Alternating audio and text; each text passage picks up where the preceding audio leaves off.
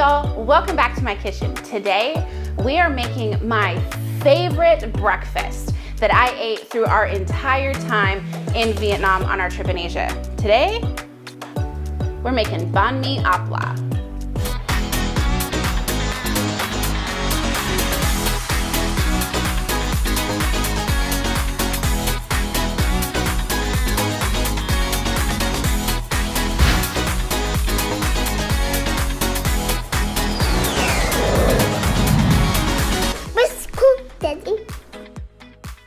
Now, what is Bahn Mi opla? Now, Bahn Mi opla is really just, it's an egg sandwich, you guys.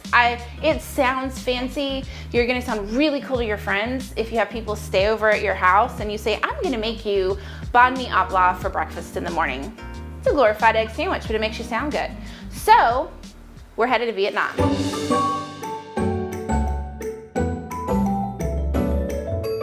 So, they had it, fried egg. Got your bread, your delicious fancy Banh Mi bread. And then do cucumbers and tomatoes, which Jimmy likes, and then peppers and lime. And then I don't know what this is. Oh. As I spill it, it has, looks like a salt seasoning kind of thing. I mean, fried egg in a bag and a baguette. Can be really satisfying. But it's good. Like the eggs are probably really fresh. There's chickens walking around behind us. Seriously. I added tomatoes and cucumbers to mine, and a little bit of the salt.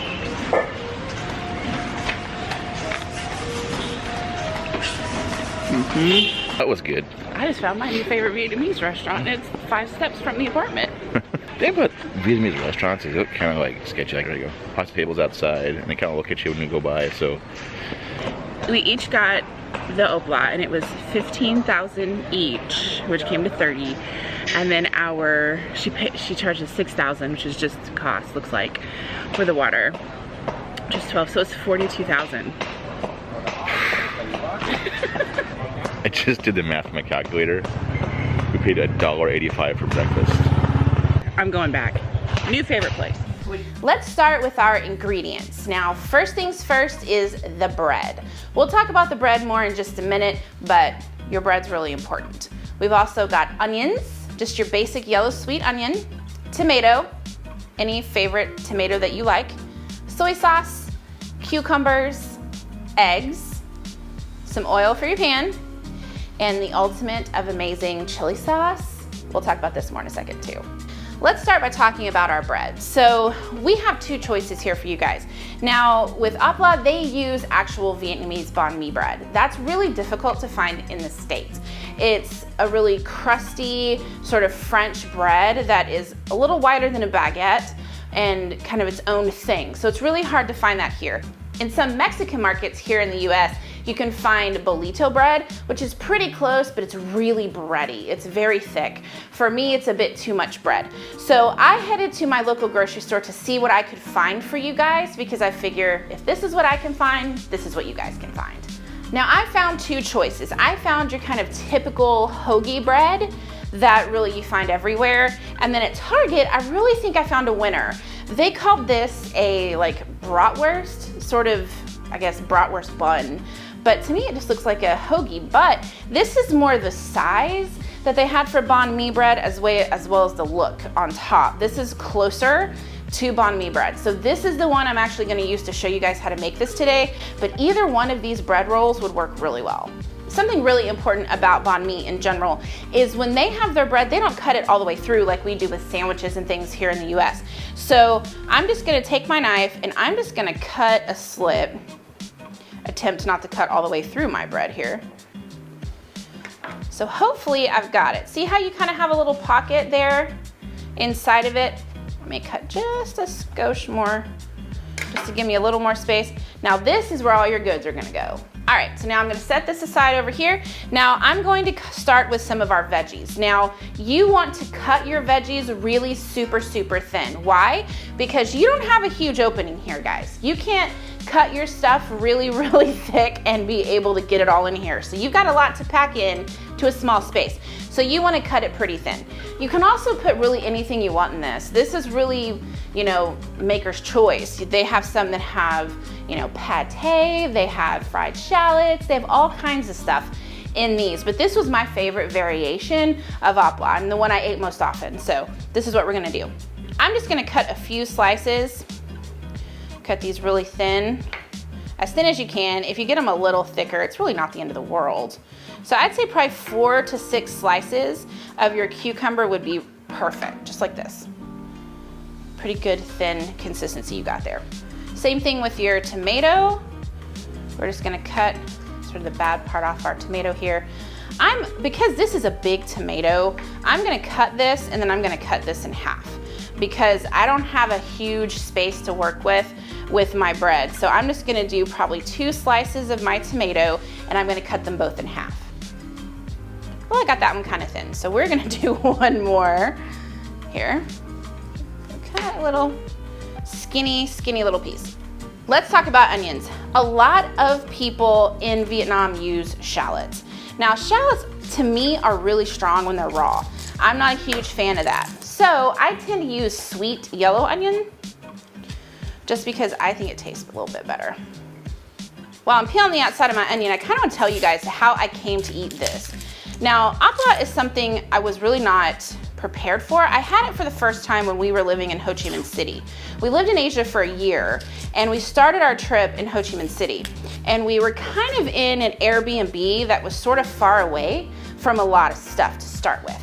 Well, down the road, they had this little restaurant that had Bahn Mi opla.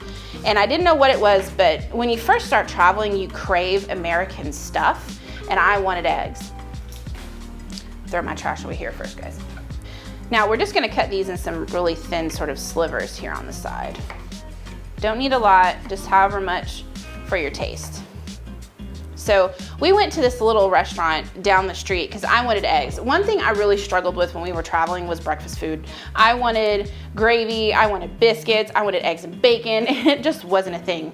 It's not a thing in Asia. So we found that this man that owned this place was probably the nicest human being that we had met really at that point in our trip. And he said, well, if you want eggs, I'll make you Banh Mi opla. And so my obsession was born. And I ate it in Hoi An, I ate it in Hanoi, I ate it as we continued traveling through Vietnam because thankfully it's a universal thing. All right, let's move this out of the way. I'm just gonna set this back behind me here. We don't need that anymore. So the assembly of this is so easy, guys. It is gonna shock you how simple this is. Now, in the South, we make fried eggs with butter. It's just what we do. We enjoy butter. Now, in all of Asia, if you ask for a fried egg, it is done with oil. So we're gonna start our fire here. We're gonna put our oil in the pan, let it get hot, then we're gonna fry some eggs. You want about a tablespoon of oil in your pan. Let that start to kind of get a little hot. I am not one to beat eggs. For this, you don't want them scrambled up. You just break them straight in your pan. Some people will break them in a bowl first and then put them in your pan, but I'm a purist about this kind of thing, guys. I just do it straight in. So I'm feeling that we're a little hot.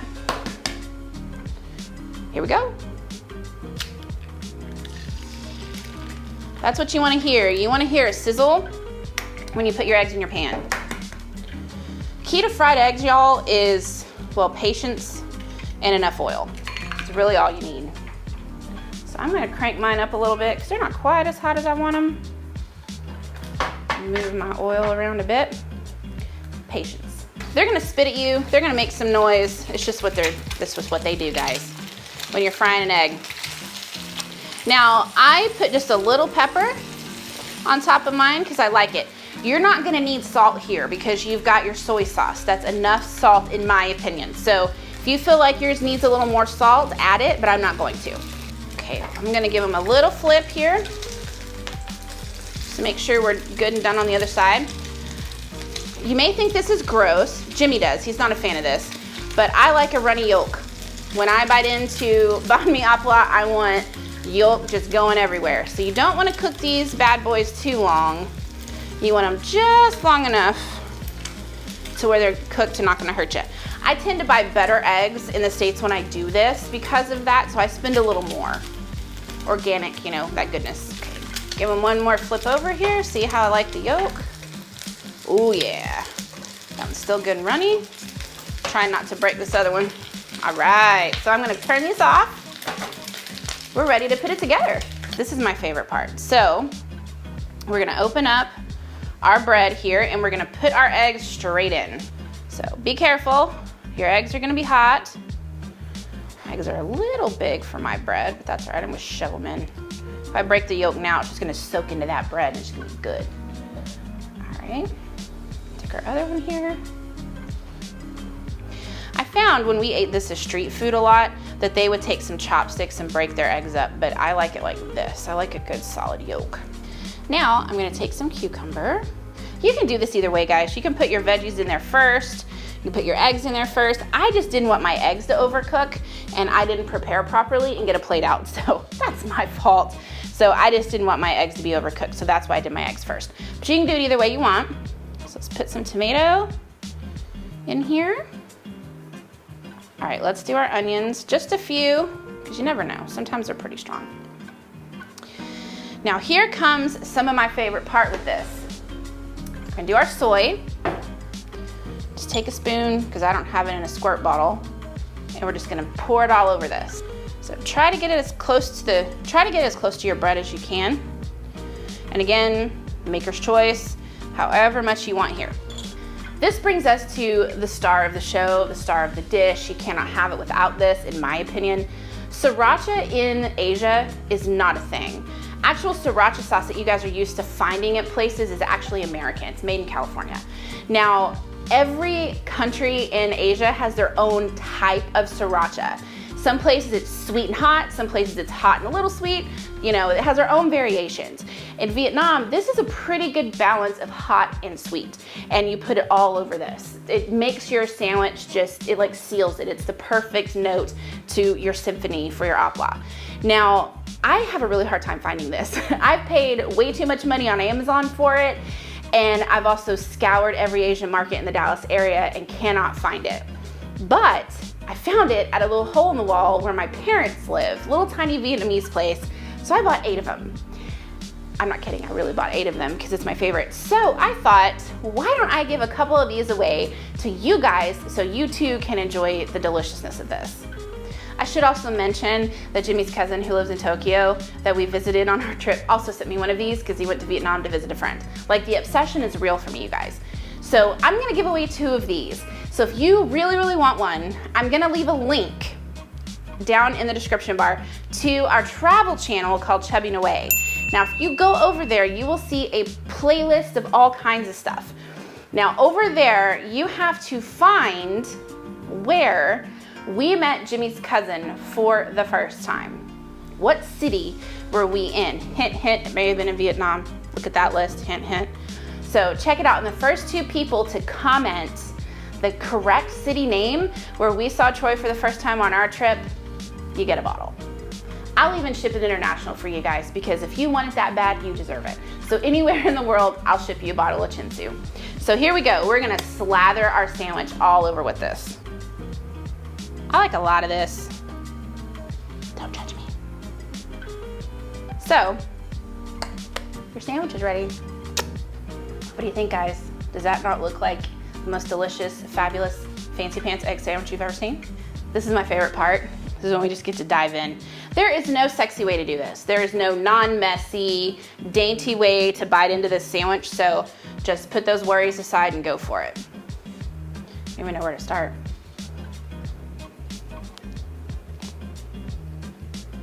Look at that. You immediately get a little of that sweet heat from your chili sauce, then you get your crunch of your veggies, and then you get this just silkiness of your yolk from your egg. All of it together is literally, it just sings. It's so, so good. I hope you guys give this a try next time you have people over to your house or you just want to try something different on a Saturday morning for breakfast. I really hope you guys try this. So please leave me a comment down below if you guys enjoyed this or if you tried a different way and think I should try it that way. I definitely want to hear from you. Also, if you're on Instagram, tag me there. I'd love to see if you made it. Thank you guys so much for watching. Make sure you hit that subscribe button and the notification bell so you guys don't miss a video. Also, the full recipes over on my website. You can find that link down in the description. Thanks for stopping by. We'll see you next time. Bye.